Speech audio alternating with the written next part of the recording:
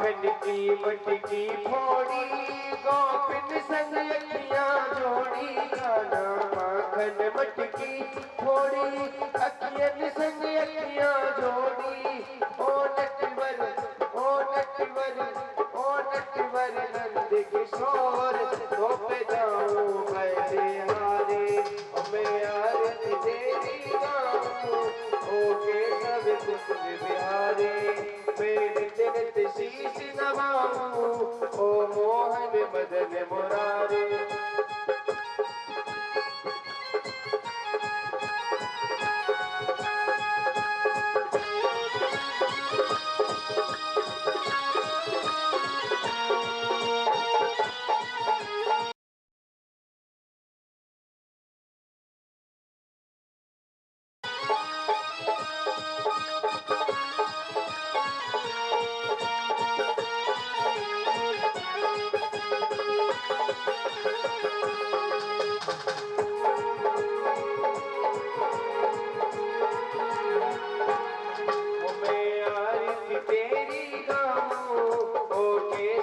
मदन मुरारे, मैं नित्य नित्य शीश झुकाऊं, ओ केशव मदन मुरारे।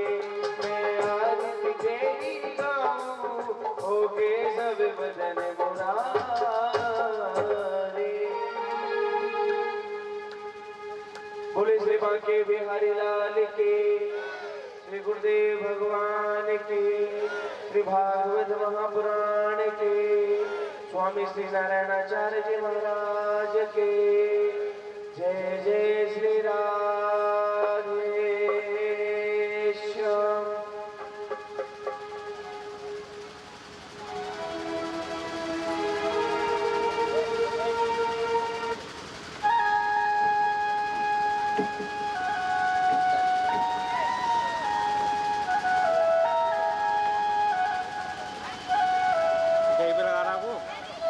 लेके आ रहा हूँ।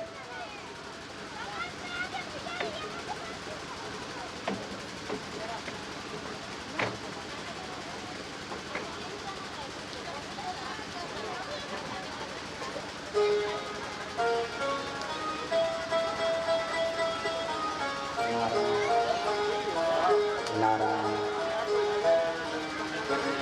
हाँ नारायण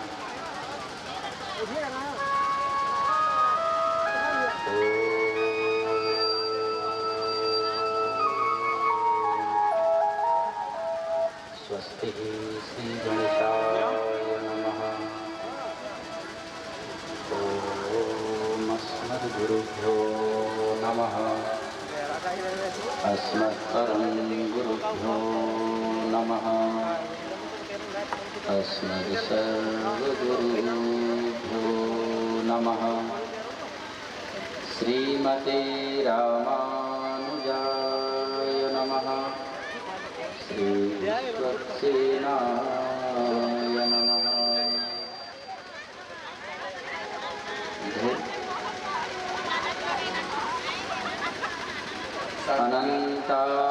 अनन्ताचार्य कृपया वेदान्तद्वयपारगं रामकृष्णाङ्गसद्भक्तं विश्वक्सेन मुनिं भजे। धैर्यं सदा परिभवग्नवविष्टदोहम् तीर्थास्पदं शिवभिरञ्चिनुतं शरण्यं धित्यार्तिहं प्रणतपालभवाप्तिपोतं वन्दे महापुरुषते चरणारविन्दम्। वसुदेवसुतं देवं कंसचारुणमर्दनं देवकी परमानन्दं कृष्णं वन्दे जगद्गुरुं। सत्यं पादं प्रसार्यां श्रितदुरितहरं दक्षिणं कुञ्जयित्वा ज्ञानो नाथाय सर्वे त्वरवितरभुजं नागभोगे निधाय पश्चाद्याहुदयेना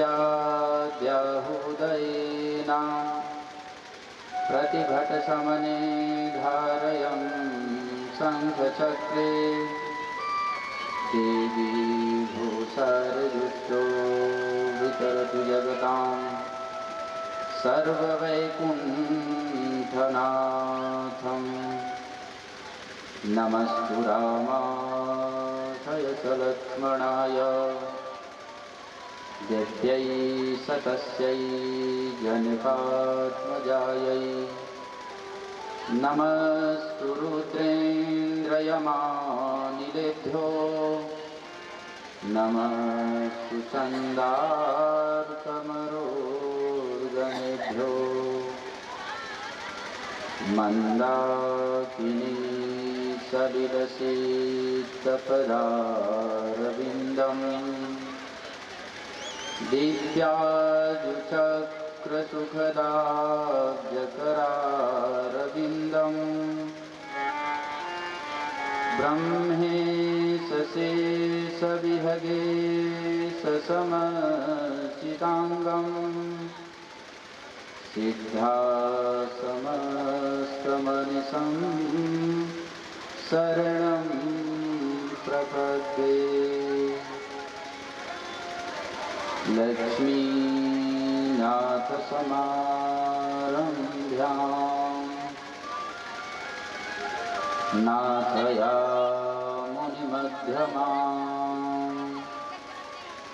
अस्मदाचार्यपर्यन्तां वन्दे गुरुपरम्पराम् काषायं यज्ञसूत्रं शुचिवपुषि तथा चोद्रकुम्भं च भाले यस्यास्ते दक्षहस्ते कलिकुमतिगिरीन्द्रेन्द्रवज्रं त्रिदण्डं संसाहराग्निः प्रशान्तै धृतजलममलं दारुपात्रं पवित्रं श्रीविश्वक्सेनसूरे पदकमलयुगं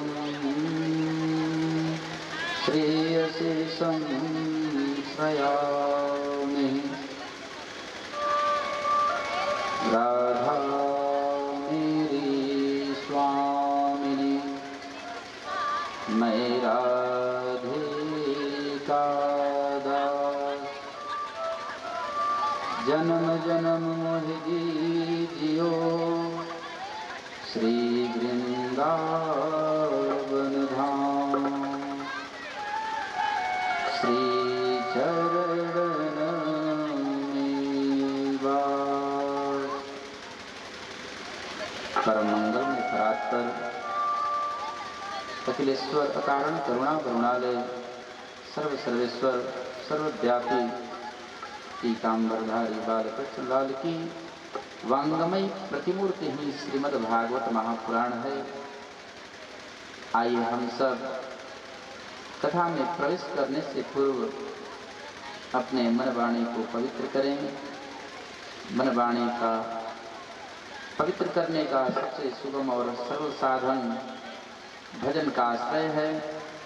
आइए हम सब भगवान के नाम का आश्रय देते हुए ताली की सेवा देते हुए हम सब भजनामृत में प्रवेश करेंगे।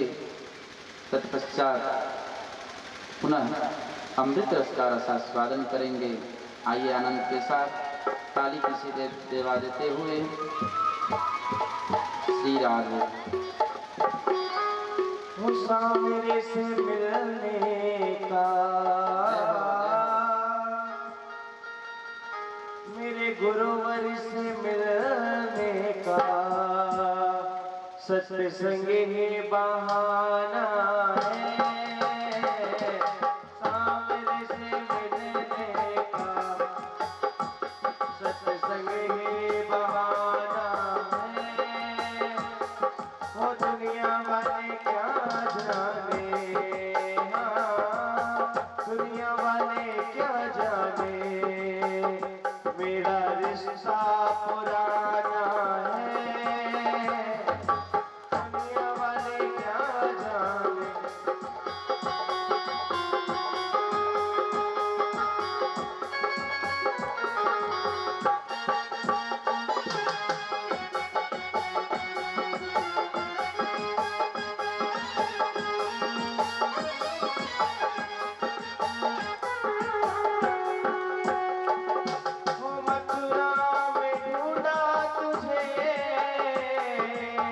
गोकुल में पाया है मथुरा,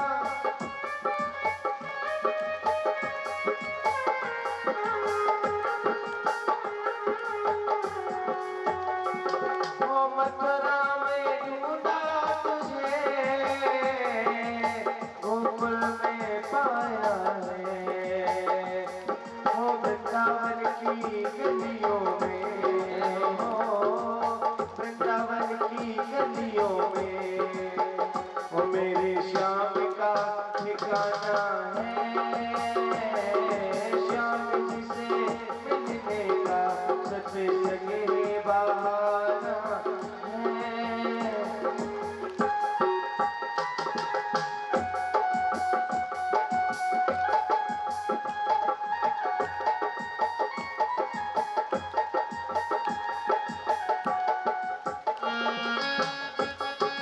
सामने से मिलने का सत्संग ही बहाना है, हो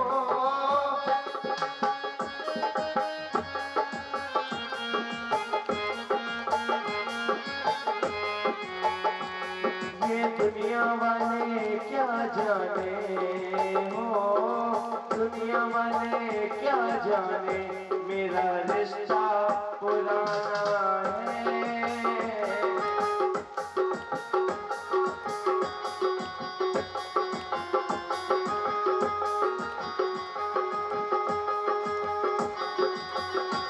हो पृथ्वी पे ढूंढा तुझे, तो मन में पाया है, हो पृथ्वी पे ढूंढा तुझे, तो मन में पाया है, हो मेरे श्वासों की, हो मेरे मन की, हो मेरे इस मन की धड़कन पे, हो इस धड़की इस दिल की धड़कन पे, मेरे श्याम का ठिकाना है।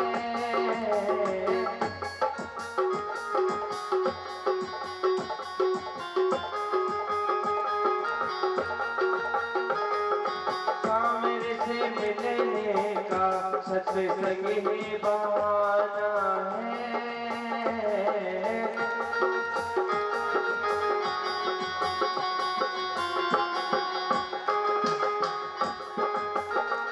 वो सबरी पुकारी रही, आओ मेरे रघुराई,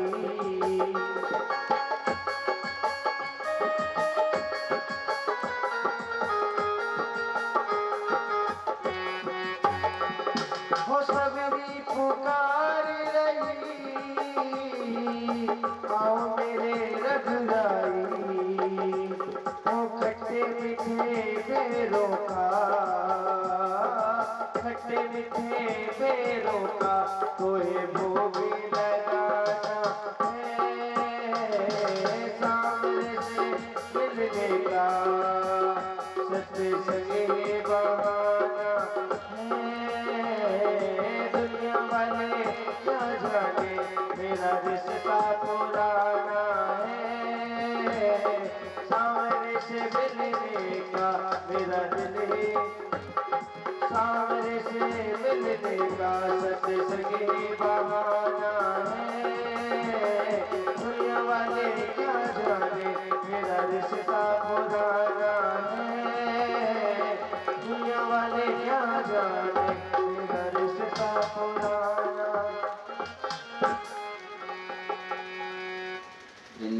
वृंदावन बिहारी लाल की, आनंद कंद भगवान की, सत्य सनातन वैदिक धर्म की, यज्ञ पुरुष भगवान की जय। जय श्री राधे श्याम।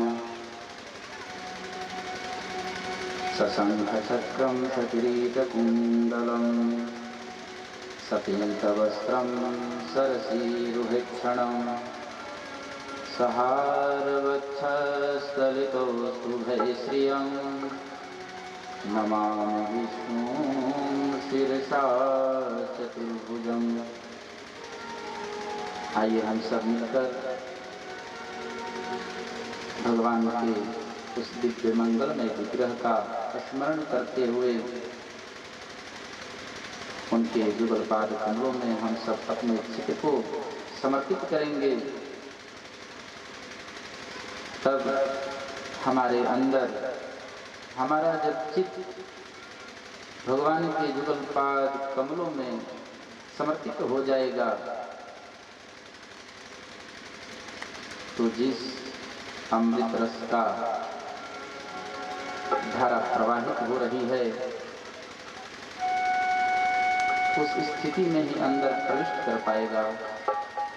आइए हम सब आनंद के साथ मन को एकाग्र करते हुए चित्त को जुगल पाद कमलों में समर्पित करते हुए कथा में प्रवेश करेंगे।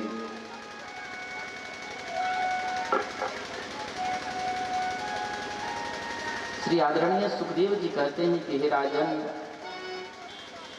धरती पर जब अत्याचार पापाचार बढ़ जाता है, दुष्टों का बोलबाला बढ़ जाता है,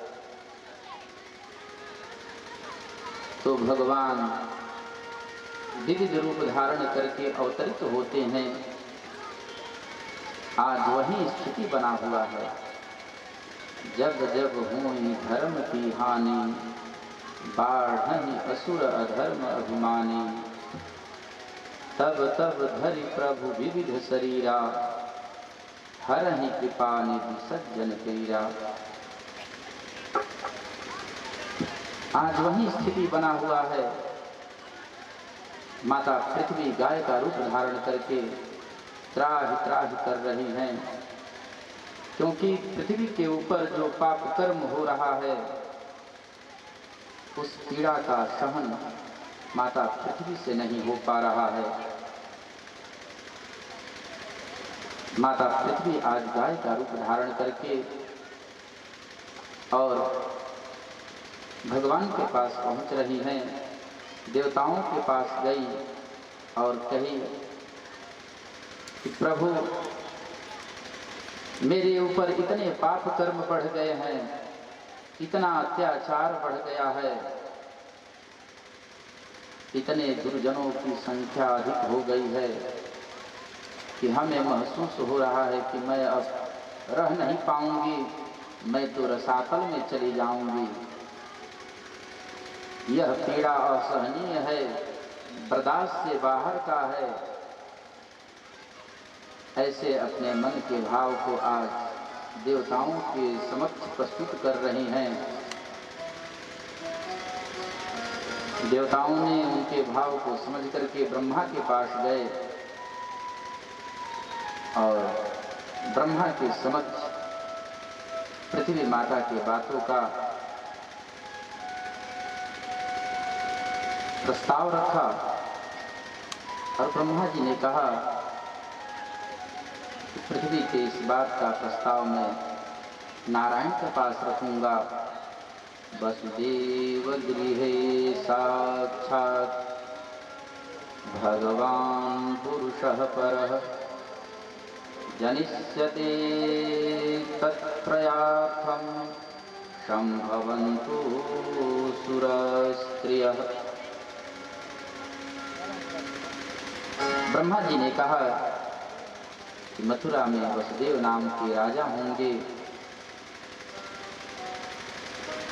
वसुदेव जी की पत्नी देवकी होगी, जिनके गर्भ से श्रीमन नारायण कृष्ण स्वरूप में आएंगे, अवतरित होंगे प्रेम से बोलिए बाल कृष्ण लाल की।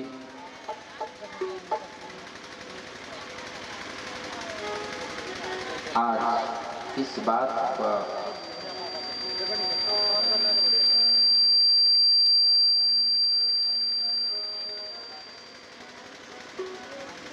श्री सुखदेव जी महाराज राजा परीक्षित को अवगत करा रहे हैं। यह राजन, गोकुल में नंद जी की भार्या जसोदा है और जसोदा जी के यहाँ परात्पर प्रभु का दिव्य चिन्मयी माया पुत्री के रूप में अवतार लेकर आएगी।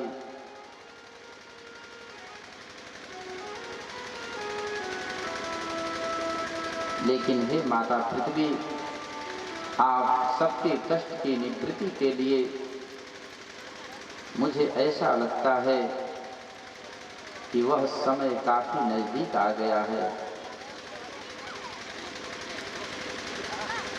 देवलोक में अपार खुशियां बह रही है कि अब तो भगवान श्रीमन नारायण कृष्ण स्वरूप में अवतरित होंगे।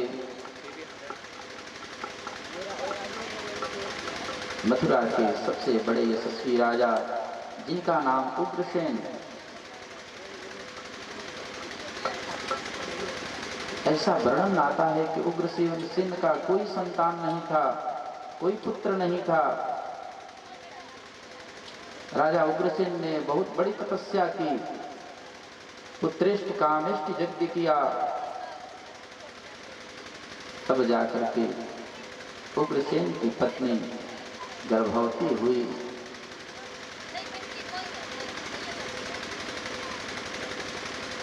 आज राजा उग्रसेन की पत्नी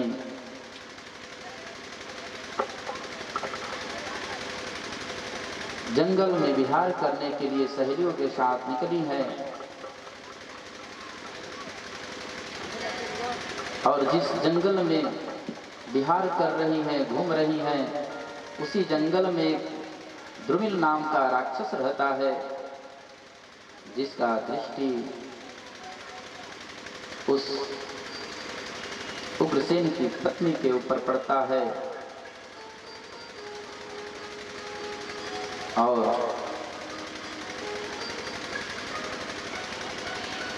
जिस बालक ने जन्म लिया उसी का नाम कंस है।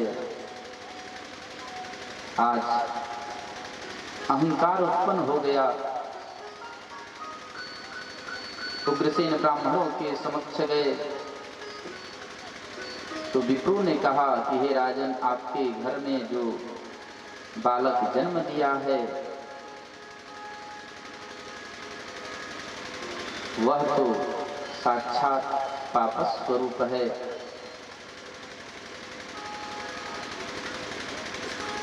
वह अहंकार है, अहंकार जन्म लिया है और वही अहंकार आपके वंश को नष्ट करेगा, वंश को बर्बाद कर देगा।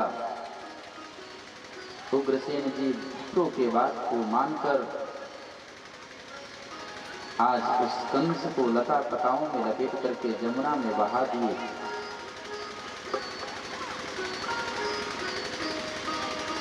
संजोग देखिए, उसी समय वसुदेव जी के पिता सूरसेन जी जमुना जी के तट पर भजन कर रहे थे। सूरसेन जी की दृष्टि बहते हुए बालक के ऊपर पड़ी और उन्होंने अपने गोद में ले लिया, घर लाया, पत्नी से कहा कि देखो, तुम्हारा एक पुत्र वसुदेव था, अब दूसरा भी बच्चा आ गया। सूरसेन के घर कंस का लालन पालन प्रारंभ हो जाता है।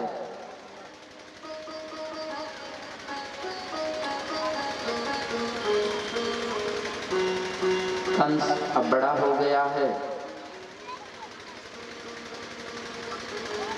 महर्षि नारद के द्वारा आज कंस को सूचना प्राप्त हुआ कि कंस, तुम सूरसेन के पुत्र नहीं हो, तुम उग्रसेन के पुत्र हो।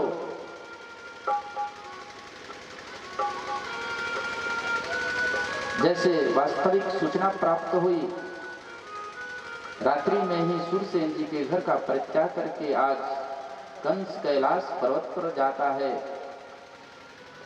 और घोर तपस्या में लीन हो गया।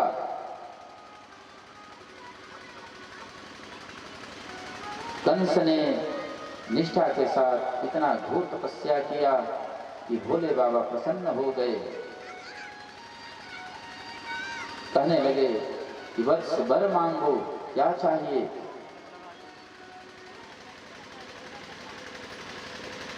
भोले बाबा ने आज स्वयं अपने हाथों से कंस को एक धनुष दिया और कहा कि हे वत्स, यह धनुष जब तक तुम्हारे पास रहेगा तुम्हें कोई नहीं मार सकता है, क्योंकि इस धनुष को खंडित करने वाला केवल नारायण है। और जिस दिन नारायण इस धनुष को तोड़ देंगे तो तुम बच भी नहीं पाओगे।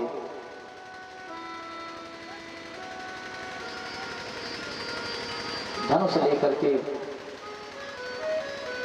कंस मथुरा में आ जाता है और मथुरा के राजा उग्रसेन, जिनका पहले से आधिपत्य है, साम्राज्य है, आज कंस एक बैठक बुलाया। उस बैठक में बहुत बड़े बड़े असुरों का आगमन हुआ। अघासुर, बकासुर, अरिष्टकासुर, केसी, धेनुकासुर, बड़े बड़े राक्षसों का आगमन हुआ और कंस उन सब बड़े बड़े असुरों को अपने टीम में सम्मिलित कर लिया।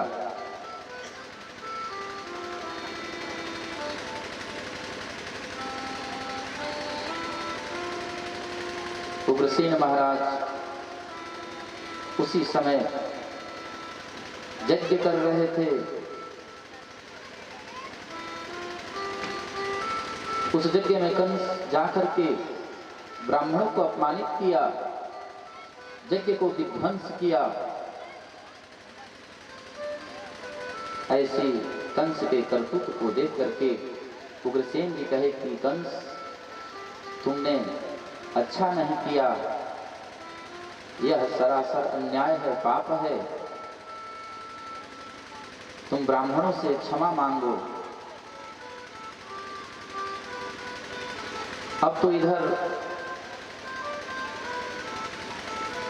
कंस का जो व्यवस्था है बहुत बड़े रूप पकड़ चुका है।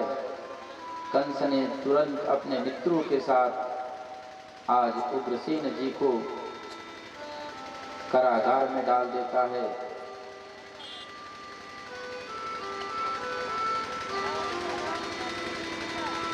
कारागार में डाल करके बंद कर दिया। मथुरा में ढिंढोरा पिटवा दिया कि आज के बाद कहीं किसी तरह का मथुरा में यज्ञ नहीं होगा, सारे पूजा पाठ बंद कर दो।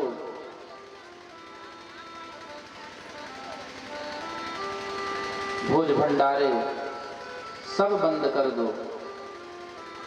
ऐसा ढिंढोरा पिटवा दिया। यदि किसी को पूजा करना ही है तो कंस के नाम का पूजा करो, कंस के नाम का यज्ञ करो, कंस के नाम का स्वाहाकार करो। कितना बड़ा अभिमान आ गया।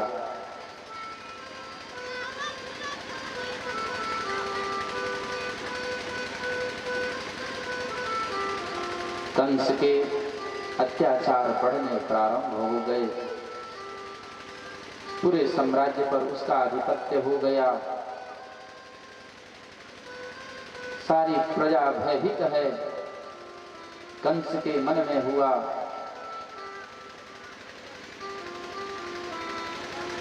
कि सारी प्रजा अब हमारे अधीन है, हमारे अनुकूल हमारी व्यवस्था दिख रही है।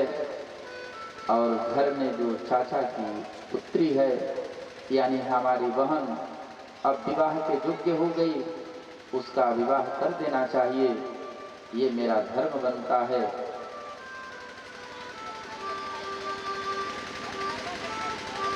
कंस ने अपनी बहन देवकी का विवाह वसुदेव जी के साथ संपन्न कर रहा है। विवाह संपन्न होने के बाद जैसे सुबह में अपने बहन का विदाई करने पहुंच रहा है, उसी समय आकाशवाणी हो रही है कि हे कंस, जिस बहन देवकी को तुम विदा कर रहे हो, इसी देवकी का अष्टम गर्भ जो होगा तुम्हारा काल होगा।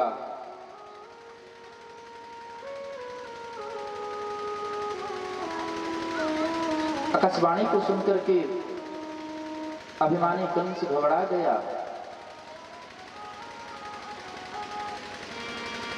और क्षणिक ही मन में विचार बना लिया कि मेरे काल को जन्म देने वाली देवकी है और इसे मैं जीवित नहीं छोड़ूंगा। कंस ने तुरंत ही उस देवकी के केस को पकड़ करके रथ से नीचे खींच लाया और हाथ में तलवार लेकर के जैसे मारने के लिए उद्यत हुआ, तुरंत वसुदेव जी महाराज कंस के बाह पकड़ लेते हैं, क्योंकि पत्नी का सुरक्षा देखभाल करना पति का धर्म बनता है। वसुदेव जी ने अपना धर्म निभाया। सलाघनीय गुणः सुरैर्भर्वान् भोजस्य करः स कथं भगिनी हन्यात् स्त्रियः मुद्ध्वा पर्वणि। वसुदेव जी कह रहे हैं कि हे राजन, आप जैसे यशस्वी प्रतापी पराक्रमी राजा किसी नारी के ऊपर तलवार लेकर के प्रहार करे, यह शोभा नहीं देता। पहली बार देवकी आपकी बहन है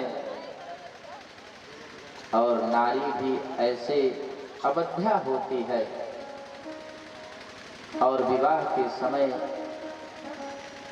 नारी का स्वरूप लक्ष्मी का स्वरूप बन जाता है।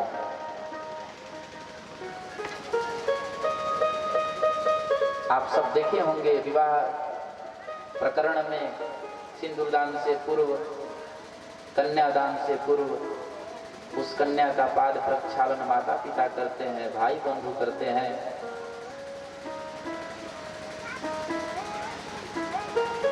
वसुदेव जी महाराज उसी बात का दर्शन कंस को करा रहे हैं।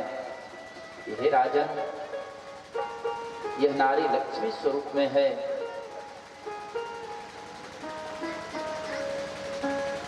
और आपके जैसे पराक्रमी राजा किसी अवध्या नारी के ऊपर तलवार से प्रहार करे, ये अशोभनीय है।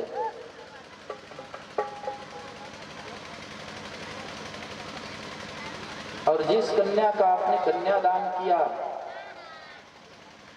उस बहन को पुत्री मान करके आपने कन्यादान किया और उसी के ऊपर तलवार से प्रहार करेंगे, कितना निंदनीय बात है।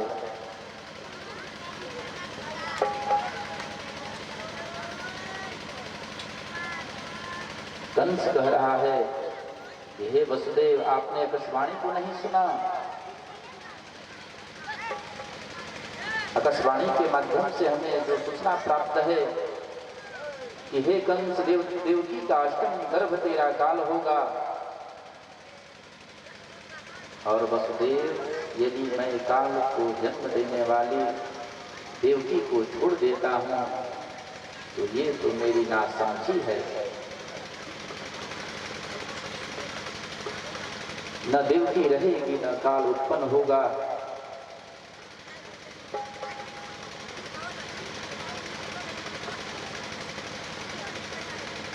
वसुदेव जी ने कहा कि हे राजा,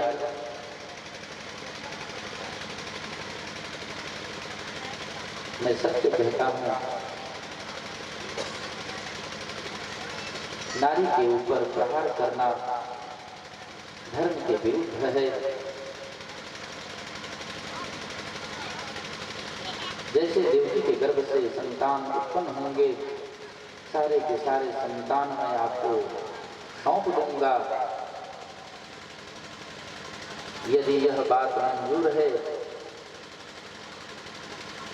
तो आप हमें बंदी बना करके अपने कारागार में हमें स्थापित कर दो, रख लो, लेकिन मारो मत। कंस के मन में कुछ समय के लिए ममता का भाव आया और उन्होंने वसुदेव के बात को स्वीकारा। तुरंत ही सैनिकों को आदेश दिया और कहा कि देवकी वसुदेव को हमारे कैद खाने में डाल दो, बेड़ियां लगा दो।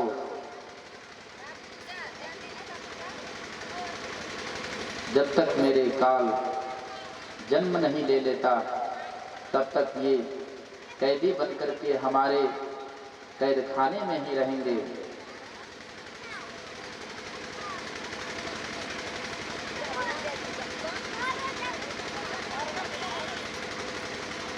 वसुदेव जी के प्रथम पुत्र कृतिमान जन्म दिए,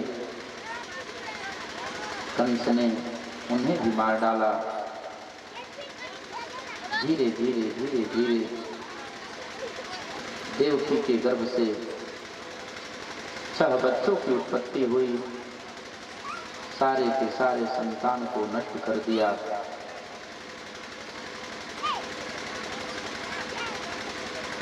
अब महारानी देवकी के गर्भ में जो 7वां बालक है,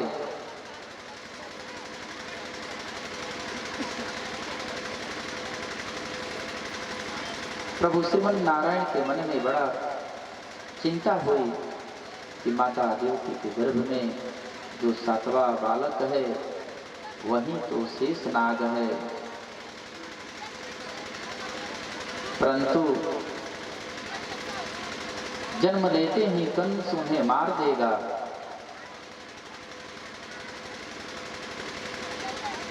कंस उन्हें छोड़ने वाला नहीं है और शेष को बचाना बहुत जरूरी है।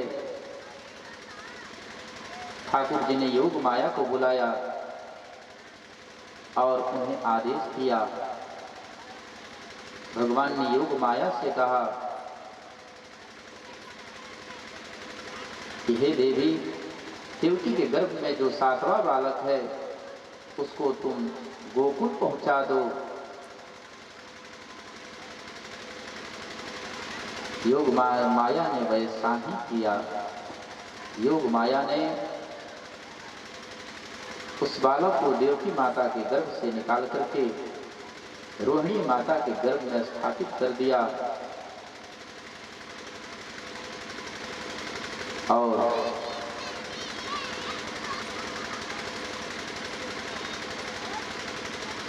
हमारे शेष भगवान रोहिणी माता के गर्भ में स्थापित हो गए,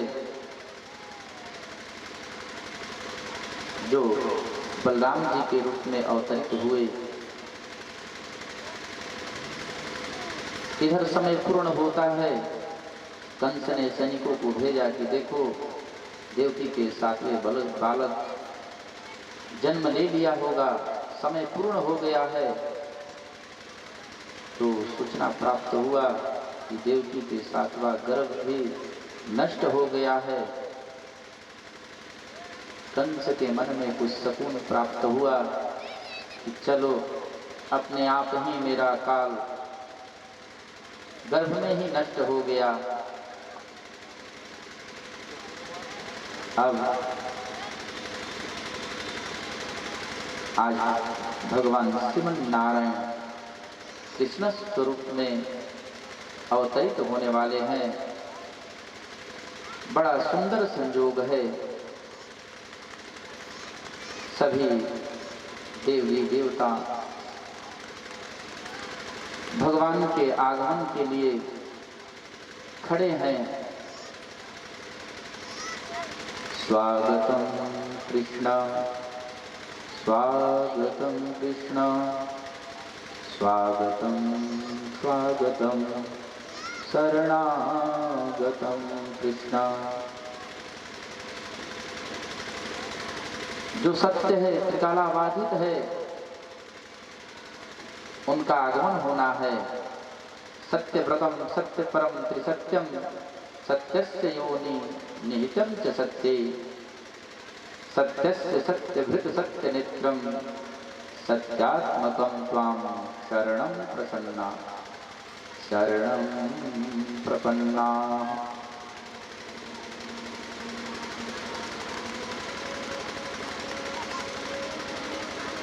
कितना सुंदर दिव्य दृश्य होगा। आज परीक्षित भी दर्शन कर रहे हैं, गदगद हो रहे हैं। भगवान का प्राकट्य हो रहा है।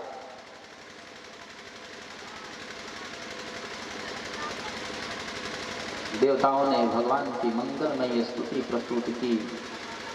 बंसी विभूषित करान्नवनीरदाभा, पीतांबरा दरुणबिंब फलाधरोष्ठा, पूर्णेन्द्र सुंदर मुखा दरवीन्द्र नेत्रा, कृष्णा परम किमपि तत्त्वमहं न जाने। बड़ा ही मंगलमय स्तवन किया। सत्य सत्य कह करके परमात्मा का प्रतिपादन किया।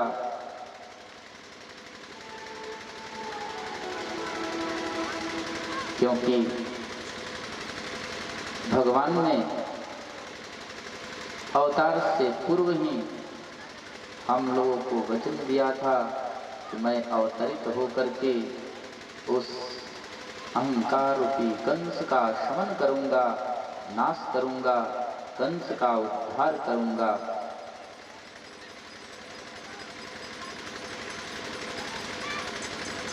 आज माता देवकी के गर्भ में जो बालक है वह साक्षात ब्रह्म है, वही तो नारायण है। यदुवंशियों की रक्षा करेंगे और पृथ्वी के कष्ट का निराकरण करेंगे, कष्ट की निवृत्ति करेंगे। धीरे धीरे भादो का महीना आ रहा है।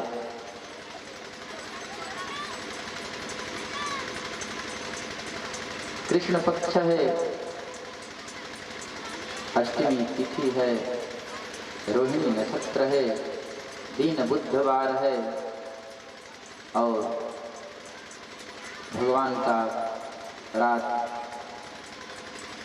रात्रि मध्य में प्रादुर्भाव होने वाला है। कितना दिव्य छठा है।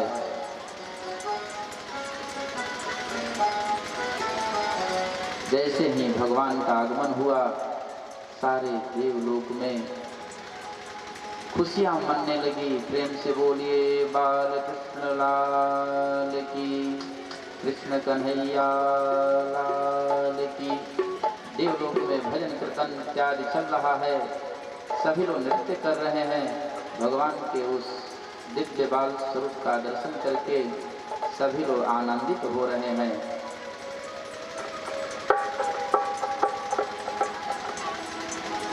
भगवान का इतना दिव्य मनोहर छठा है कि उस झांकी को देख करके वसुदेव देवकी गदगद हो गए। और जिस समय कारागार में भगवान अवतरित हुए, पीतांबर पहने हुए हैं, शंख चक्र गदा पद्म लिए हुए हैं और उनके ऐसे दिव्य झांकी का दर्शन करके वसुदेव देवकी भाव विहल हो रहे हैं, उनके नेत्रों से आंसू झर रहे हैं, क्योंकि भगवान का स्वरूप अपने आप में अद्भुत है। भगवान का ओठ जो है बिंबा फल जैसा है, शंख जैसी ग्रीवा, करधनी पहने हुए हैं और कमल जैसा नयन आंख है।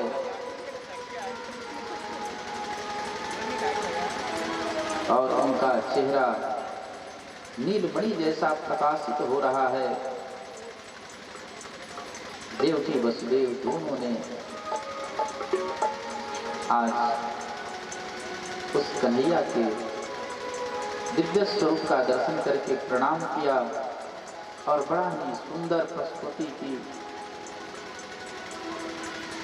दोनों के नेत्रों से आंसू झर रहे हैं,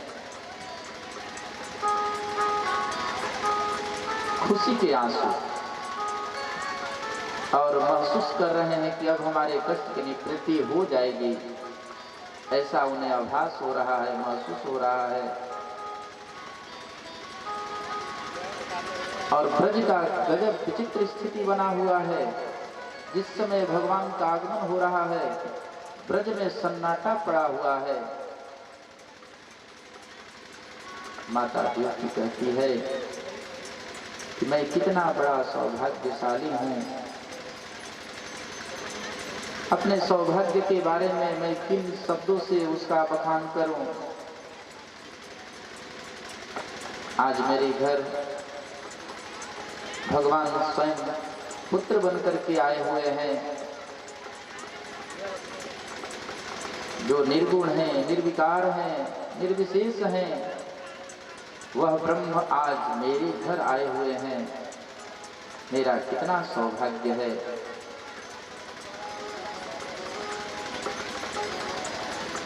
माता देवकी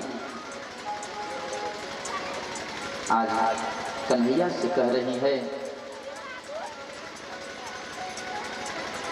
क्योंकि भगवान कृष्ण का स्वरूप उस समय विराट स्वरूप था, तो कह रही है कि हे भगवान, मैंने संतों के श्रीमुख से सुना है कि मृत्यु के समय प्राणी भयभीत हो जाता है और वह भयभीत प्राणी दसों दिशाओं में डोलने लगता है, लेकिन उसे अभय प्राप्त नहीं होती। उसे अभय कौन दे सकता है?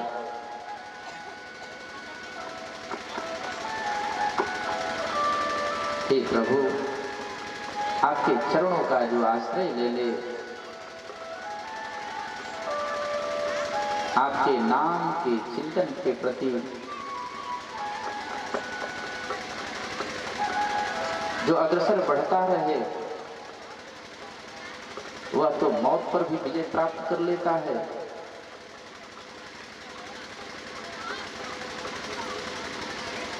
क्योंकि अंतिम समय में जीव का कंठ अवरुद्ध हो जाता है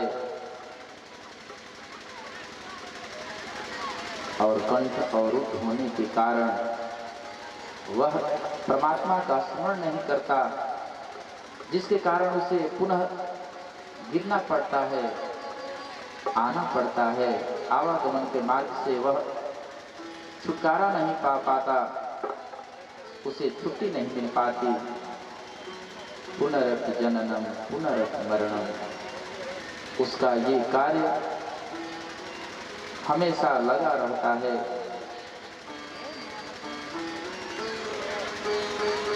प्यारे, आज भगवान का आगमन हुआ और माता ने भगवान के दिव्य दर्शन किया। दिव्य दर्शन के बाद ठाकुर जी ने वसुदेव जी को आदेश किया कि मैं अब बाल स्वरूप में हो रहा हूँ, अब हमें नंद बाबा के यहाँ हमें सौंपिए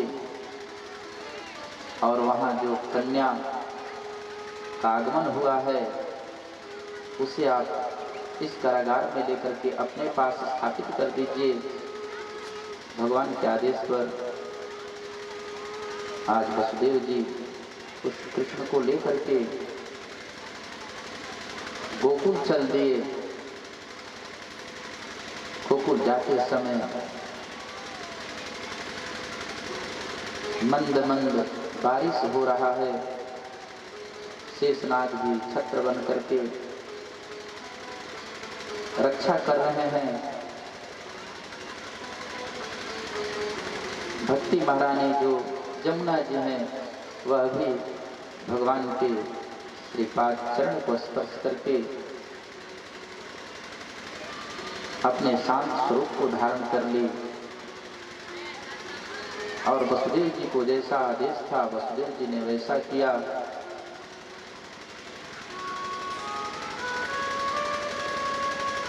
प्यारे, आज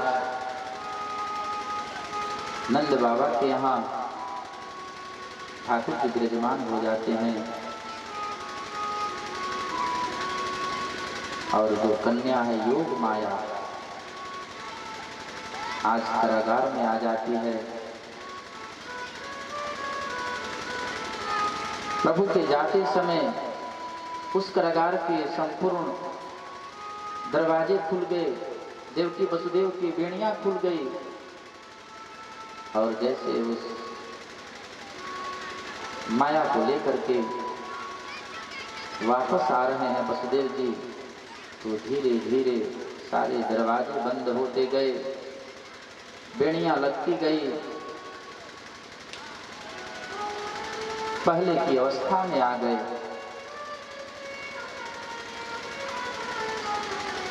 और जहां माया का आगमन होता है वहां कोलाहल शुरू हो जाता है। जैसे वसुदेव जी यथावत अवस्था में स्थापित हो गए, वह कन्या रोना प्रारंभ की। सारे सैनिक जग जाते हैं और कंस को सूचना दे रहे हैं कि देवकी के अष्टम गर्भ पूर्ण हो चुका है, उसका आगमन भी हो गया है। कंस ने जाकर के दरवाजा खुलवाया, उस कन्या को अपने पास बुलाया और पूर्व की भांति आज कंस उस कन्या को लेकर के जैसे पत्थर के ऊपर पटने का प्रयास किया, वह योग माया अष्टभुजी दुर्गा का रूप धारण करके आकाश मंडल में स्थापित हो गई और कही कि हे दुष्ट कंस, तुम हमें क्या मारोगे? तेरा काल जन्म ले लिया है, अब तुम्हारा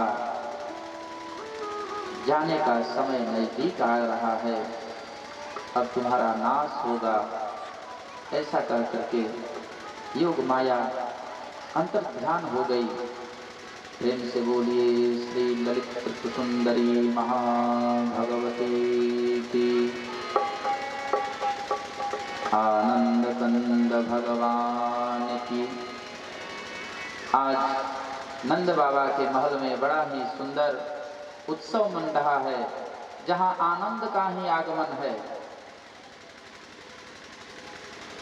आप सब सुने होंगे कि नंद घर आनंद भयो, नंद घर विष्णु नहीं भयो, नंद घर आनंद भयो, क्योंकि परमात्मा तो आनंद स्वरूप है। तो आइए हम सब भी उस उत्सव में अपने भजन के माध्यम से सम्मिलित हो करके और उस दिव्य झांकी का दर्शन करेंगे।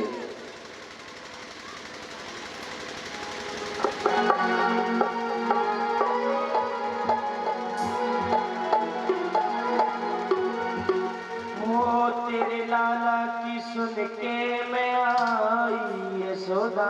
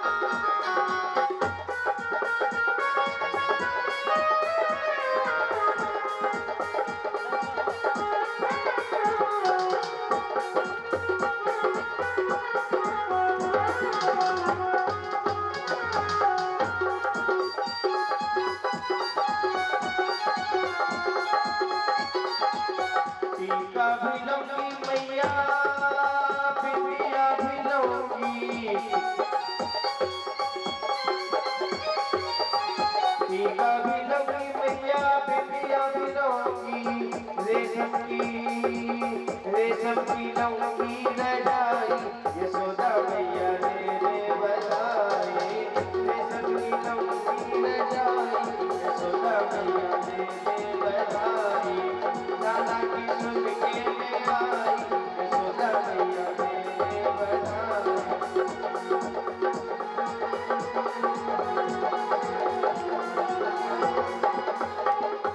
वो दे दे बधाई मैया दे दे बधाई।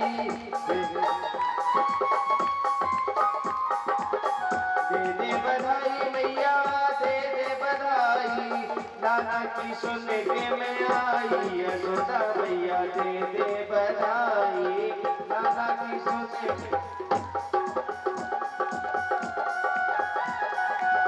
लाला की सुन के मैं आई यशोदा मैया दे दे बधाई। साड़ी भी लंबी मैया लहंगा भी लंबी। साड़ी भी लंबी मैया लहंगा भी लंबी। धोती की कुर्ते की लंबी चढ़ाई यशोदा मैया दे दे बधाई।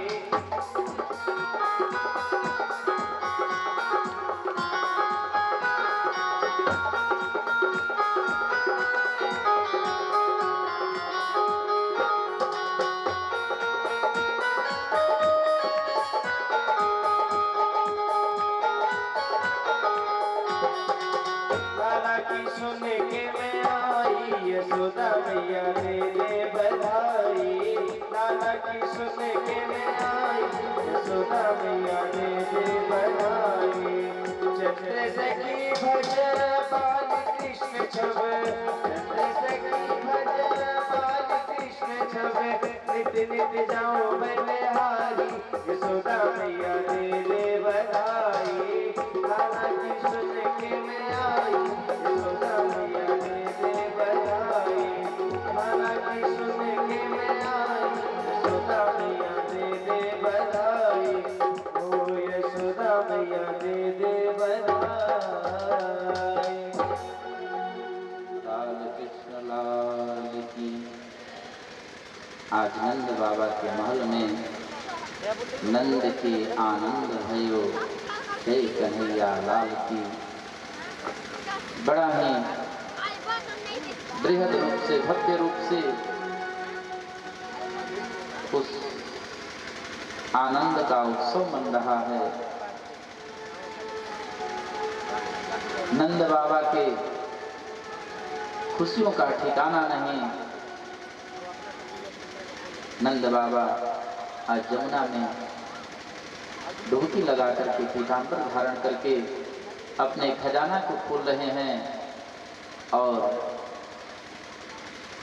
विप्र ब्राह्मणों को बुला करके नगरवासियों को खजाने से धन लुटा रहे हैं, गौदान कर रहे हैं, भोजन भंडारा चल रहा है, वस्त्र लुटा रहे हैं। और उस आनंद के आगमन पर, उस विश्व के आगमन पर आज संपूर्ण ब्रजवासी बिल्कुल हर चीज को भूल गए हैं।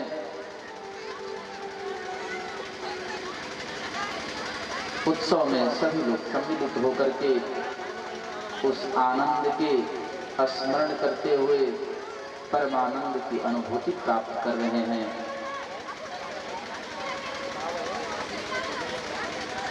इधर कंस को सूचना प्राप्त होता है कि तुम्हारा काल जन्म ले लिया है।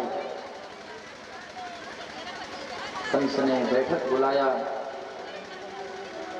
उस बैठक में पुतना राम की राक्षसी भी आई और कही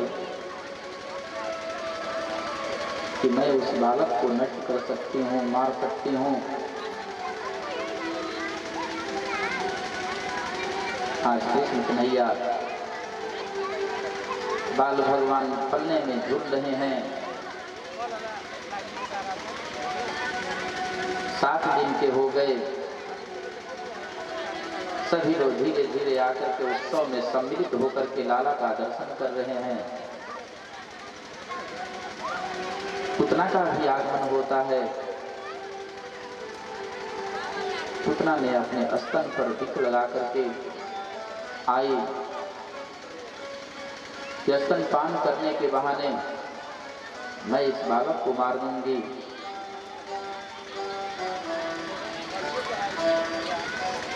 लेकिन वहां उल्टा हो जाता है। कन्हैया ने स्तनपान किया, ऐसा स्तनपान किया, ऐसा स्तनपान किया कि उस पूतना राक्षसी के प्राण निकल गए। स्तनपान करने के माध्यम से ही पूतना का भी उद्धार हो गया और मेरी कन्हैया ने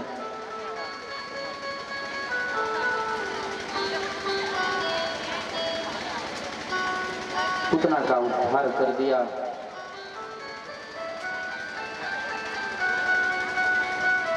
आज भगवान का अवस्था धीरे धीरे बढ़ रहा है। उनके जीवन में नाना प्रकार के असुर द्वारा प्रहार किया गया। सबका शमन करते गए, सबका उद्धार करते गए।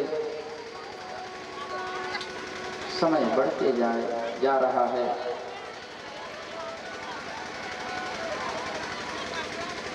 आज प्रभु बड़ा सुंदर दृश्य है। फोन नेट सब का जब ना उठा फोन है तो पता वो देख का चल रहा है। बड़े हो गए हैं। जमुने के किनारे खड़ा होकर के बंसी का नाद कर रहे हैं। सुबह कर पाऊंगा और इस दृश्य का दर्शन सुखदेव जी के द्वारा चित्त को कराया जा रहा है। प्यारे एक बात से और अवगत करा दूं।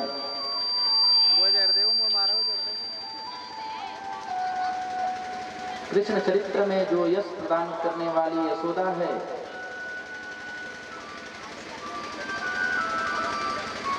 यदि माता यशोदा ने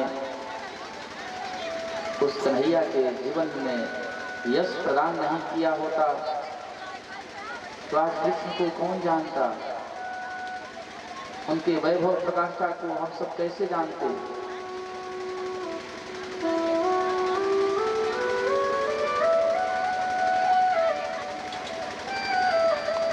मैया यशोदा ने जो जस दिया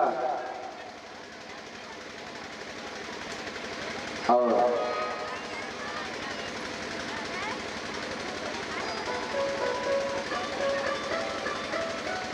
यश के माध्यम से ही मैया यशोदा ने अपने जीवन में आनंद की अनुभूति भी की, आनंद को प्राप्त किया। बड़ा सुंदर दृश्य है।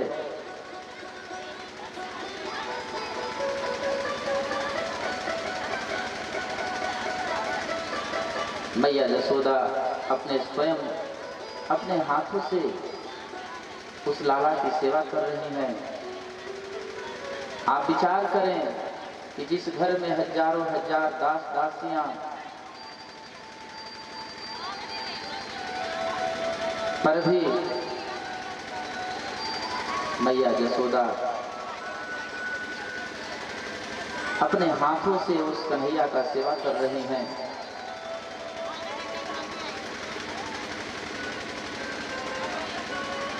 भक्ति का 3 प्रकार बताया गया है। मनसा वाचा कर्मणा मैया यशोदा तीनों प्रकार से समर्पित हैं।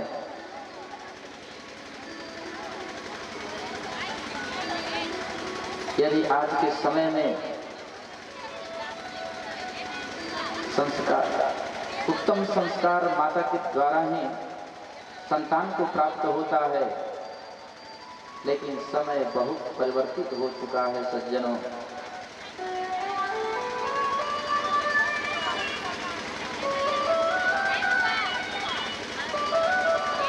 आज की माताएं अपने संतान की सेवा स्वयं नहीं करना चाहती हैं।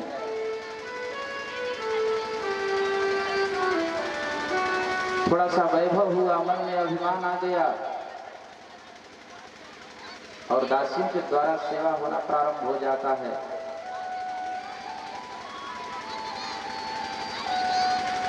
यहाँ तक कि जो संतान का मूल चीज है, जिसके द्वारा वास्तविक शक्ति प्रदान होता है, बुद्धि तीव्र होता है,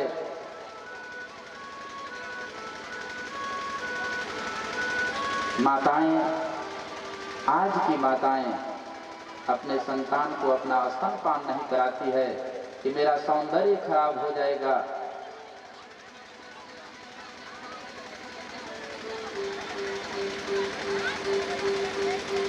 लेकिन आप कल्पना करिए कि मैया यशोदा के यहाँ हजारों हजार दास दासियां, सारे वैभव वहाँ उपस्थित है, पर भी मैया यशोदा अपने हाथों से मनसा वाचा कर्मणा तीनों प्रकार से उस कन्हैया के सन्मुख भक्ति कर रही हैं। आप इसका दर्शन करिए, इसको जीवन में उतारने का प्रयास करिए। आज इसका दर्शन परीक्षित जी भी कर रहे हैं।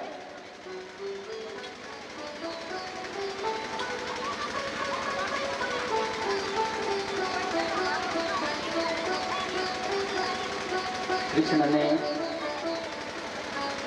जो कहा है, जो उपदेश दिया है, यदि उनके कहे हुए उपदेश का हम अनुसरण करें, उसको अपने जीवन में धारण करें,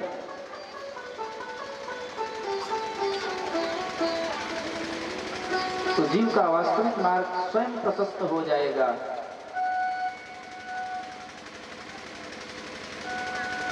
और मेरे कौशलेंद्र भगवान राघवेंद्र सरकार ने जो किया है, उनके किए हुए कार्यों को यदि हम स्वीकार लें, धारण कर लें, तो जीवन संवर जाएगा।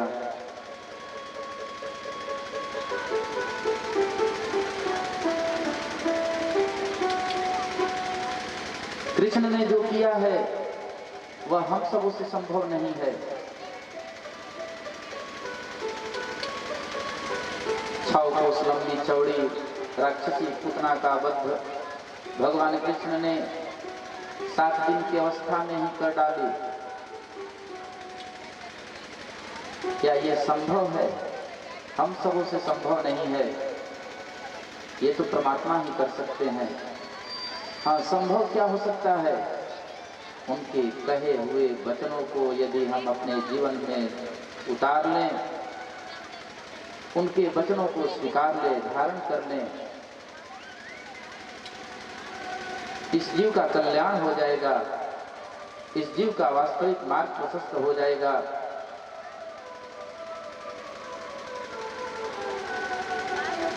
भगवान ने अपने जीवन काल में अनेकानेक असुरों का उद्धार किया। अब आइए हम सब रास प्रसंग में प्रवेश करेंगे। बरहापीडं नटवर बपुः कर्णयो कर्णिकारं बिभ्रद्वासः कनककपिशं वैजयन्तीं च मालं रन्ध्राङ्गवेणार्धरसुधया पूरयन् गोपवृन्दैः बृन्दारण्यं स्वपदरमणं राविसर्गीतकीर्तिः। कितना दिव्य स्वरूप आज दर्शन हो रहा है, जिनके मुकुट पर मोर पंख है और नटों में जिनका श्रेष्ठ बपू है।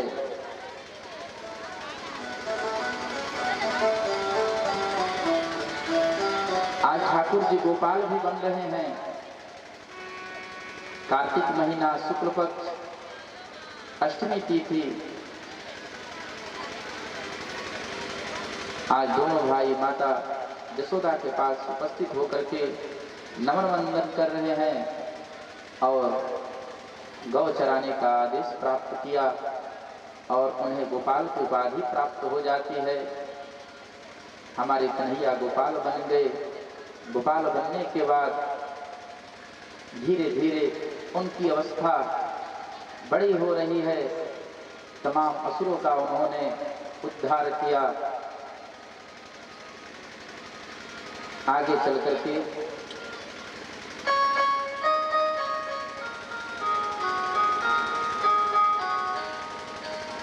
भगवान ने उन ब्रजवासियों के प्रति अपना जो स्नेह दिखाया कि आखिर मेरा अवतरण क्यों हुआ है। भक्ति देवी जमुना महारानी की रक्षा के लिए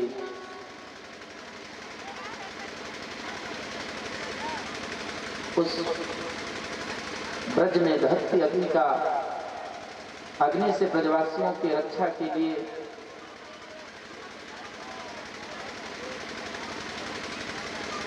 क्योंकि भक्ति महारानी को भी स्वच्छ सुंदर ठाकुर जी ने ही किया, उस कालिय दस से मुक्त किया।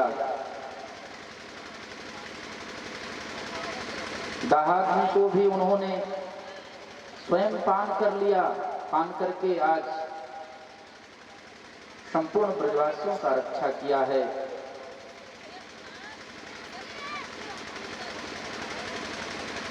और जो उस ब्रज के गोपांगनाओं में उस कन्हैया के प्रति स्नेह है, प्यार है, वह तो अद्भुत है महाराज। उसका वर्णन करना भी संभव नहीं है।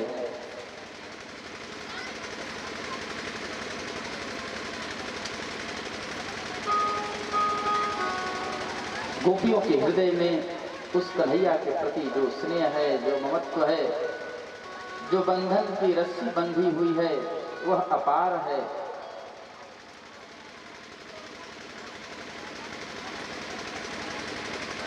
बड़ा ही उन ब्रजवासियों का सुंदर भाव है।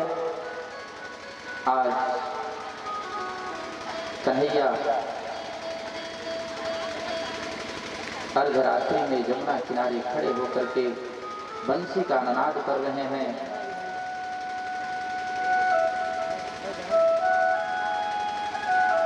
और कन्हैया के बंसी का ननाद सुन करके संपूर्ण ब्रज की गोपियां दौड़े दौड़े जमुना किनारे भाग रही है, दौड़ लगा रही है।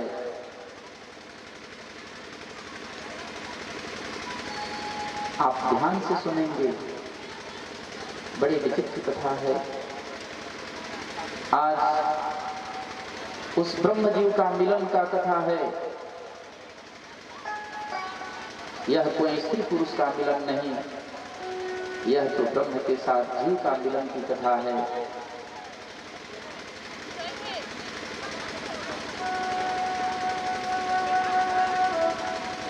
गोपी का अर्थ क्या होता है प्यारे? गो का अर्थ इंद्रियां होता है और पी का अर्थ होता है पीना। गोभी इंद्रिय कृष्णम रसम पिबती की गोपी। जो कृष्ण रस का रसपान कर लिया है वही गोपी है, उसी का नाम गोपी है। और गोपियां कोई साधारण कन्या नहीं है। भगवान राम जब 14 वर्ष के लिए वन में निकले हुए थे, मेरे रघुवर के, मेरे राम जी के सौंदर्य को देख करके दंडक वन में रहने वाले ऋषि मुनि मोहित हो गए और उन्होंने मन ही मन सोचना प्रारंभ किया कि प्रभु का कितना दिव्य सुंदर स्वरूप है। काश हम लोग भी स्त्री रूप में होकर के इनका सेवा करते।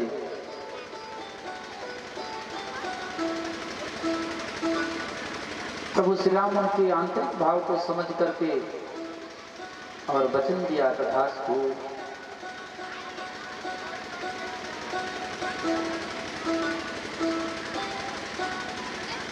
ठाकुर जी जब 52 स्वरूप में आए तो उनके दिव्य स्वरूप को देख करके दैत्य कन्याओं के मन में भी वही भाव जागृत हुआ।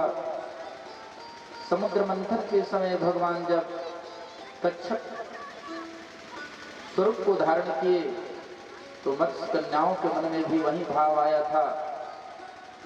आज वही सब ब्रज में गोपी बन करके आए हुए हैं। और इतना ही नहीं, हमारे 4 जो वेद है, ऋग्वेद, यजुर्वेद, सामवेद, अथर्ववेद, इन चारों वेदों में 3 कांड हैं, ज्ञान कांड, उपासना कांड, कर्म कांड, जिनके 80,000 मंत्र हैं।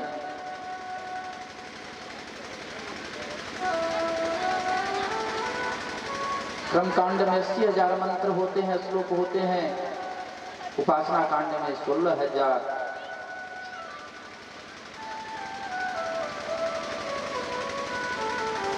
और प्यारे एक बात से और अवगत करा दूं कि ब्रह्म के पास जाना ही उपासना है।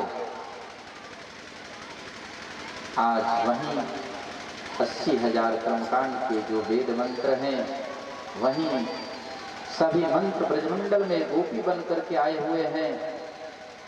अनेकानेक नाम है। कितना सुंदर,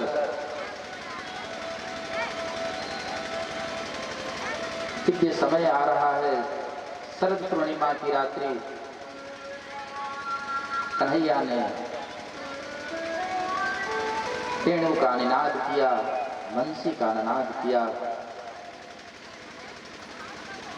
समय भी अद्भुत है। अर्धरात्रि, चंद्रमा प्रमुदित हो रहे हैं और कन्हैया मुरली का निनाद कर रहे हैं। ब्रज की गोपियां जिस काम को कर रही है, उसी अवस्था में छोड़ करके दौड़ लगा दी। कोई पति सेवा में, तो कोई सास ससुर सेवा में, तो कोई बालक सेवा में, कोई भोजन बनाने में, तो कोई श्रृंगार करने में। जो जिस अवस्था में है, उसी अवस्था में दौड़ लगा दिया। क्योंकि सारे गोपियों के मन में ऐसा भाव आ रहा था कि कन्हैया आज मेरा नाम पुकार रहा है।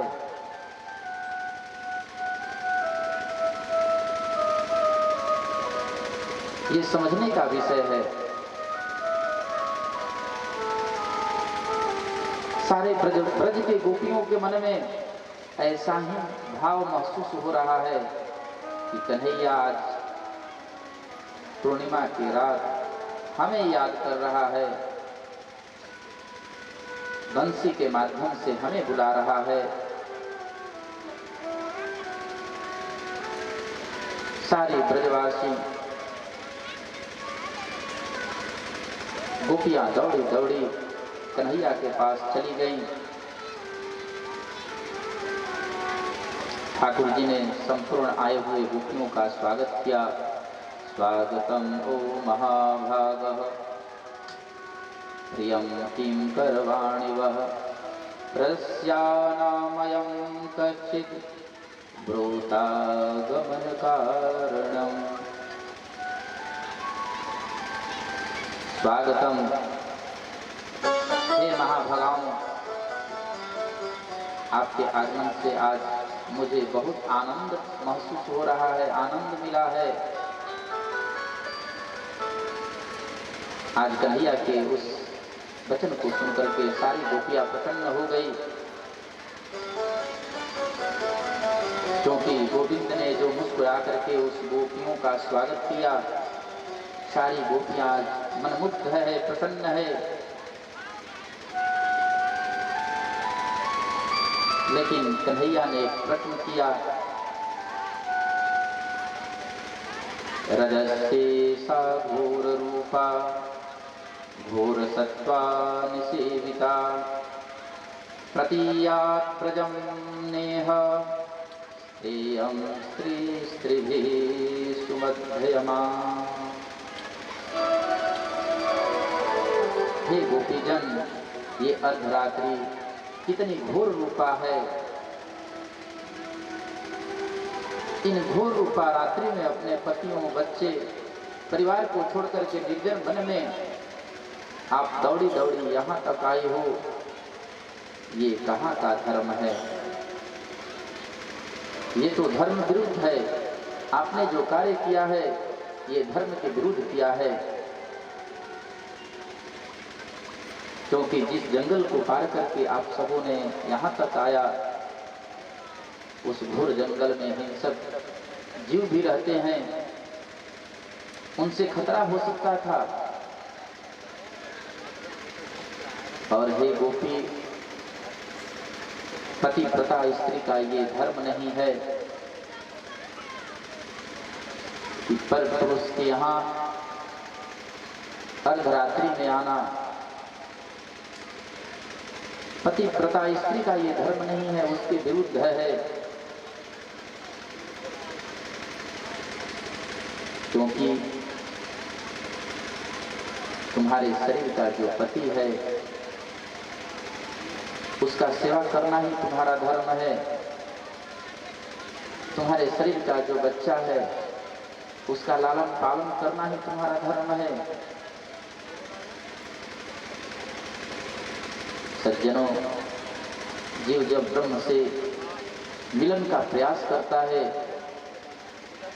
उनके चरणों की भक्ति प्राप्त करना चाहता है, तो भगवान भी बड़ी कठिन कठिन परीक्षा लेते हैं। अपने पास जीव को तत्काल नहीं आने की अनुमति देते हैं। आज वही स्थिति उन गोपियों के साथ बना हुआ है। भगवान बार बार परीक्षा ले रहे हैं उन गोपियों के साथ कि हे गोपीजन, तुमने आज जो कार्य किया है यह धर्म और नीति के विरुद्ध है। तुम वापस लौट जाओ। ये पतिव्रता स्त्री का धर्म नहीं है।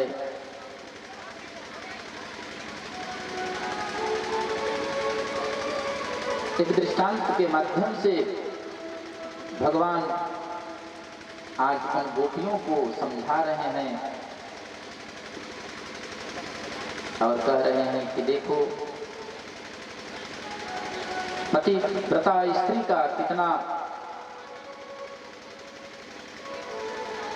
तेज होता है कि वह कहीं भी विजय प्राप्त कर सकती है। एक पतिपरायण स्त्री थी, वह नित्य पति का सेवा किया करती थी।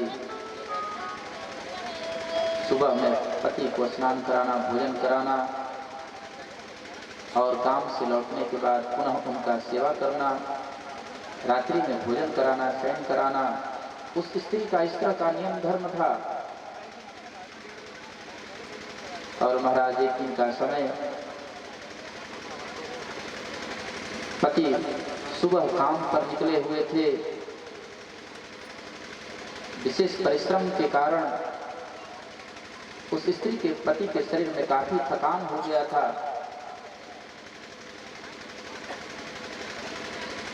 जैसे पति का आगमन होता है, उन्होंने सेवा किया, खड़े होकर स्वागत किया, बैठाया और स्वयं भी पास में बैठ गई।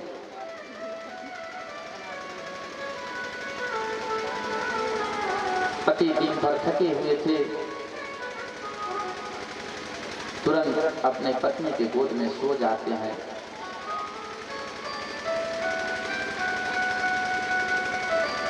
और स्त्री के 15-16 साल महीने का एक छोटा नन्हा सा बच्चा भी है।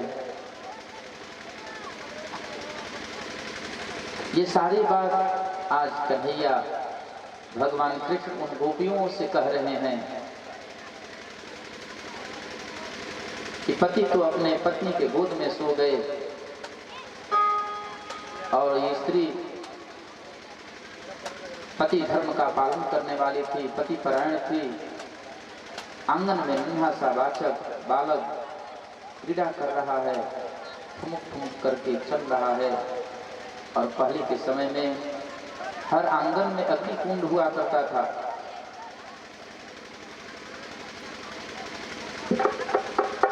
और सायं का समय अग्नि दहक रही थी। बच्चा अग्नि कुंड की ओर बढ़ रहा है।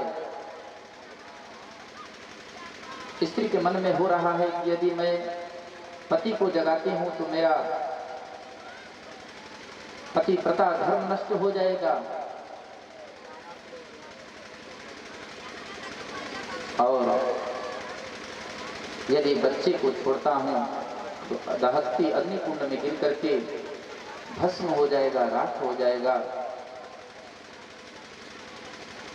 प्यारे, वह स्त्री अपने धर्म के प्रति एक निष्ठ होकर के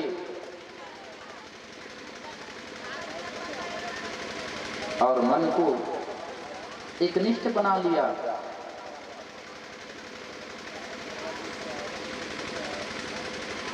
बच्चा आगे बढ़ रहा है, दहकती अग्नि की तरफ समीप चला गया, कुंड में गिर जाता है। बच्चा के गिरे हुए 1 घंटे हो गए और उस स्त्री के पति का नींद 1 घंटे के बाद जैसे टूटता है, स्त्री दौड़ी दौड़ी कुंड की तरफ गई तो देखी कि दहकती अग्नि भी आज चंदन की तरह शीतल बन गई है। बच्चा उस अग्नि कुंड में क्रीड़ा कर रहा है, खेल रहा है। भगवान कृष्ण उन गोपियों से कह रहे हैं कि देखो पति प्रथा धर्म का कितना शक्ति है। उसके प्रताप से दहकती अग्नि भी चंदन की तरह शीतल बन गई। हे गोपी, आप भी पति व्रत को धारण करो, यही जीवन का सार है। आज कन्हैया के दृष्टांत की बातें, संपूर्ण बातों को सुनती गई और अपने सिर को नीचे झुका करके मन ही मन सोच रही है कि भगवान भी बड़ा कठिन परीक्षा लेते हैं। कुछ समय व्यतीत तो हो गया। उन गोपियों ने भी कहा कि हे कन्हैया, आज तुम्हारे इस दृष्टांत को मैं स्वीकारती हूँ,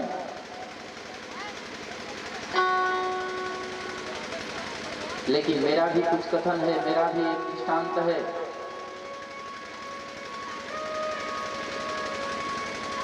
पति परायण एक स्त्री थी, वह नित्य अपने पति को ही भगवान मानती थी, सब कुछ मानती थी। नित्य उठ करके पति को स्नान करवाना, वस्त्र धारण कराना, मस्तक पर चंदन तिलक लगाना, भोजन कराना, धूप दीप नैवेद्य शयन कराना, यह दिनचर्या था। ये इतना करने के बाद ही वह स्त्री भोजन ग्रहण करती थी।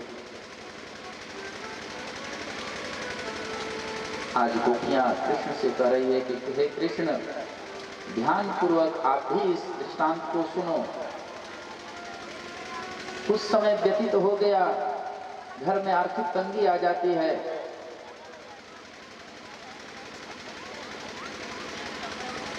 आज वह पुरुष अपने पत्नी से कह रहे हैं कि देखो, बिना बाहर गए धन नहीं आएगा। कुछ समय के लिए मैं बाहर जाना चाहता हूँ और बाहर जाने से कुछ धन का आगमन होगा, हम सबका दिनचर्या सही हो जाएगा, भोजन रहने की व्यवस्था सही हो जाएगी। ऐसा कह करके वह पति जाने के लिए तैयार हो जाते हैं।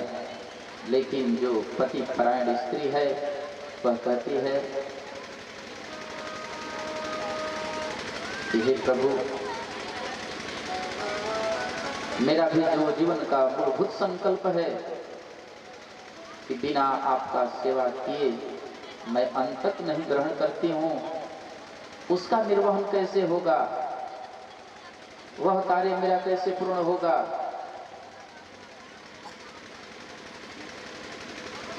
उन्होंने कहा कि देखो देवी,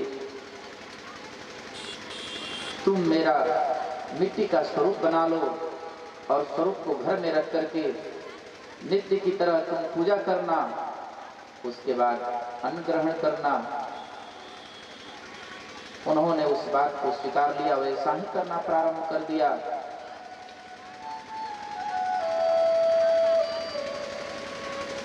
एक दिन विचित्र लीला का दर्शन हो रहा है। उस स्त्री के वास्तविक पति दरवाजे पर खड़े हैं, दरवाजा खटखटा रहे हैं और जो मिट्टी के मूर्ति स्वरूप में पुरुष को घर में बैठाई है, उन्हीं का पूजन कर रही है, अर्चन बंदन कर रही है। आज संपूर्ण गोपियां उस कन्हैया को स्मरण करा रही है कि हे कन्हैया, आप ही बताओ कि घर के अंदर जो मिट्टी का मूर्ति रखा गया है बनावटी, उसका पूजा करना उस स्त्री का धर्म बनता है कि दरवाजे पर वास्तविक पति जो खड़ा है उसको घर में प्रवेश कराना उसका वास्तविक धर्म बनता है। तुरंत कन्हैया उन गोपियों के भाव को समझ गए और कहे कि देखो, तुम सब तो परीक्षा में पास हो गई, ऐसे बर को क्यों बरे, जो जन्मे और मर जाए, बर बरे गोपाल जी, जा से छुड़ लो अमर हो जाए। मीरा के यहाँ अनेकानेक जगह से विवाह का प्रस्ताव आया, सारे प्रस्ताव को ठुकरा दी। लोगों ने कहा कि तुम्हारा जीवन खुशहाल हो जाएगा, पर भी उन्होंने सारे रिश्ते नाते को ठुकरा दिया, परित्याग कर दिया। उन्होंने कहा, प्यारे गौर से सुनिएगा कि जिसको आप पति कह रहे हो, जिसका कोई ठिकाना नहीं है, आज मैं जिसका वर्ण करूंगी, 10 दिन के बाद क्या होगा, मुझे वैधव्य देखना पड़ेगा। यदि वर्ण करना ही है तो गोपाल को बरो, उस कन्हैया को सर्वस्व मान लो, क्योंकि इस जीव का वास्तविक संबंध तो परमात्मा से ही होता है। जिस प्रकार मीरा ने अपना सर्वस्व कन्हैया के साथ संबंध स्थापित किया,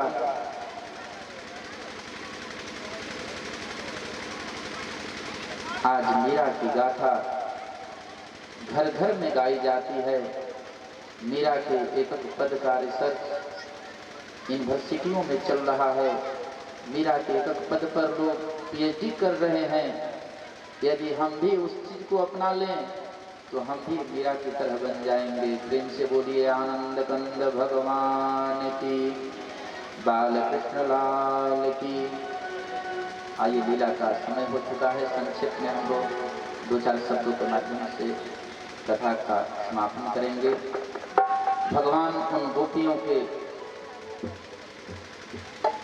परीक्षा लिए आज संपूर्ण गोपीजन इस परीक्षा में सफल हो गई और गोपियों के साथ भगवान ने रास रचाया, रास क्रीड़ा किया। बीच में राधा रानी और लाखों गोपियां उपस्थित हैं और हर गोपी के साथ कृष्ण स्वरूप भी उपस्थित है। ध्यान देने वाली बात है, दृश्य तो बड़ा अद्भुत है। लेकिन जहां अभिमान होता है वहां परमात्मा नहीं होते। जैसे रास क्रीड़ा भगवान प्रारंभ करते हैं, उन गोपियों के मन में सौंदर्य का अभिमान जागृत हो गया कि कन्हैया मेरे सौंदर्य के ऊपर मोहित हो रहा है, जिसके कारण हम सबों के साथ रास क्रीड़ा के लिए तैयार है और रास क्रीड़ा कर रहा है। जैसे गोपियों के मन में अभिमान जागृत हुआ, ठाकुर जी वहां से अंतर्ध्यान हो जाते हैं। आज संपूर्ण गोपियां भगवान के अंतर्ध्यान होने के बाद उनके विरह में पागल होकर के घूम रही है। जमुना जी से पूछ रही है, उस ब्रज के पीपल से पूछ रही है, वृंदा से पूछ रही है, पृथ्वी से पूछ रही है कि कहीं मेरे उस कन्हैया का तुम्हें दर्शन हुआ हो तो हमें पता बता दो। हमसे क्या अपराध हुआ कि हमें छोड़कर चला गया। अंत में गोपियां हताश होकर के उन्होंने बड़ा ही सुंदर उस कन्हैया के प्रति गोपी गीत प्रस्तुत की कि कहीं इस गीत के माध्यम से कन्हैया प्रसन्न हो जाए, हमारे अपराध को क्षमा कर दे। तो आज संपूर्ण गोपियां एक साथ मिल करके उस गोपी गीत को प्रस्तुत कर रही है। जयति तेधिकं जन्मना ब्रज श्रयत इंदिरा शाश्वतत्र ही। इसी प्रकार से गोपियों ने बड़ा सुंदर गोपी गीत प्रस्तुत की और ठाकुर जी प्रसन्न हो गए, उनके अपराध को क्षमा किया। आइए हम सब भी ठाकुर जी के जुगल चरणों में नमन वंदन करें, अबोध बन करें कि हमसे भी जो अपराध हुआ हो आप भी हमारे अहंकार को दूर करें और हमसे जो छोटा मोटा जाने अनजाने में अपराध हुआ हो उसे आप क्षमा करें, माफ करें, क्योंकि मैं आप ही का अंश हूँ। आनंद कंद भगवान की, बाल कृष्ण लाल की, श्रोता समाज की, यज्ञ पुरुष भगवान की। जय जय श्री राधे। आइए भगवान के नाम का आश्रय लेते हुए हम सब कथा का समापन करेंगे। आनंद के साथ सभी लोग झूमते हुए ताली बजाते हुए भगवत नाम संकीर्तन करेंगे। वो अपनी बाणी में अमृत घोल, ऐसा कहते हैं, ऐसी बाणी बोलिए मन का आपा खोए। हाँ, औरों को शीतल करे आपको शीतल होए, तो ऐसी बाणी बोलनी चाहिए। और क्या कहते हैं संत जन, वो अपनी बाणी में अमृत घोल, रसना राधे राधे बोले रसना राधे राधे बोले रसना राधे राधे बोल। ये बोल बड़े अनमोल, रसना राधे राधे बोले रसना।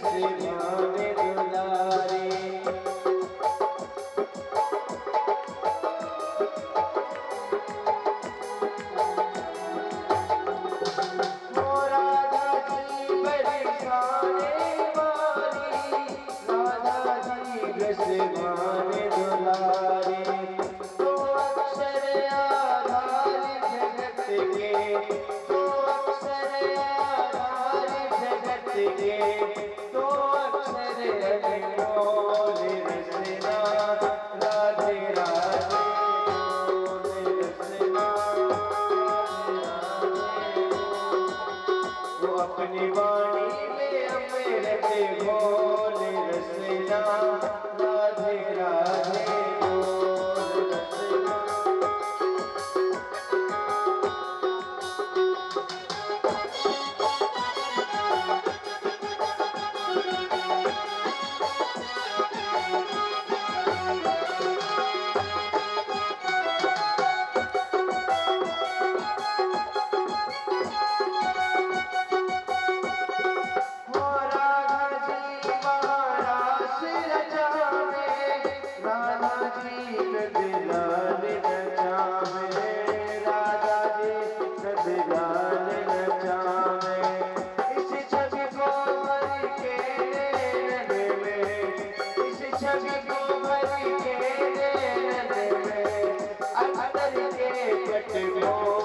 रसना राधे राधे बोल रसना राधे राधे बोल रसना राधे राधे बोल।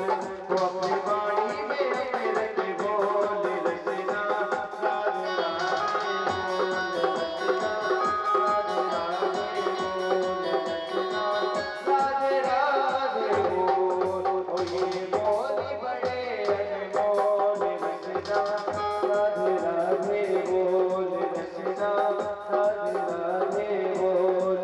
वो अपनी वाणी में अमृत बोल अपनी वाणी में अमृत बोल रसना राधे राधे बोल रसना राधे राधे बोल। वत्सवल्लभ भगवान की, आनंद कंद भगवान की। आइए हम सब खड़े होकर के आरती का दर्शन करेंगे। तुम बंसी बजा दो मनमोहन में आरती करने आए हो। जरा बंसी बजा दो मनमोहन में आरती करने आए हो। मेरे हाथ में लोटा पानी का स्नान कराने आई हूँ। तुम प्रेम से नालो मनमोहन में आरती करने आई हूँ। जरा बंसी बजा दो शाम पिया में आरती करने आई हूँ।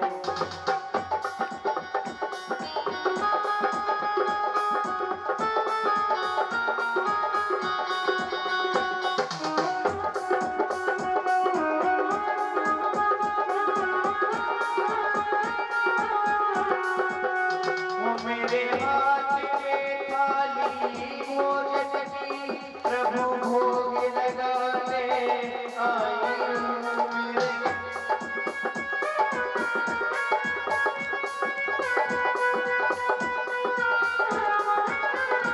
मेरे हाथ में थाली भोजन की प्रभु भोग लगाने आई हूँ। तुम्हें भोग लगा लो शाम सुबह आरती करने आई हूँ।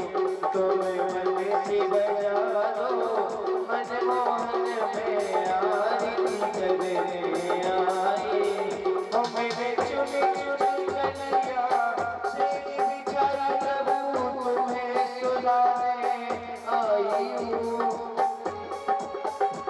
यहाँ सेज बिछाई प्रभु तुम्हें सुनाने आई हूँ। तुम प्रेम से बोलो मनमोहन में आरती करने आई हूँ। तुम प्रेम से बोलो मनमोहन में आरती करने आई हूँ।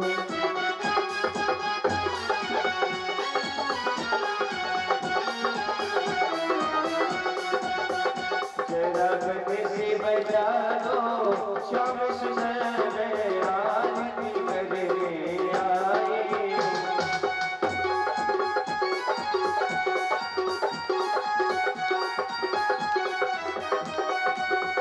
जरा बंसी बजा दो शाम सुबह आरती करने आए हो। जरा बंसी बजा दो शाम सुबह करने आई हूँ, मैं आरती करने आई हूँ, मैं पूजा करने